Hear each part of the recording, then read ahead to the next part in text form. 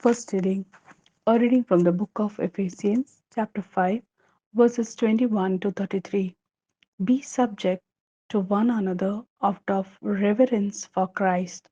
Wives should be subject to their husbands as to the Lord, since as Christ is the head of the church and saves the whole body, so is the husband the head of his wife. And as the church is subject to Christ, so should wives be to their husband in everything. Husbands should love their wives just as Christ loved the church and sacrificed himself for her to make her holy by washing her in cleansing water with a form of words, so that when he took the church to himself, she would be glorious, with no speck or wrinkle or anything like that, but holy and faultless. In the same way, husbands must love their wives as they love their own bodies.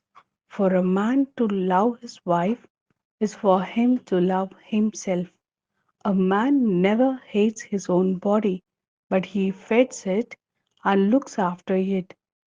And that is the way Christ treats the church, because we were parts of his body.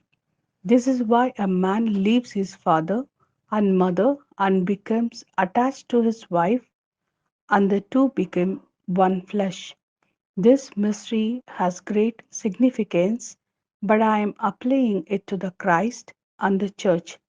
To sum up, you also, each one of you, must love his wife as he loves himself, and let every wife respect her husband. This is the word of Lord. Thanks be to God. A reading from the Gospel according to Luke, chapter 13, verses 18 to 21. He went on to say, what is the kingdom of God like? What shall I compare it with? It is like a mustard seed which a man took and threw into his garden. It grew and became a tree, and the birds of the air sheltered in its branches. Again he said, what shall I compare the kingdom of God with? It is like the yeast a woman took and mixed in with 3 measures of flour till it was leavened all through.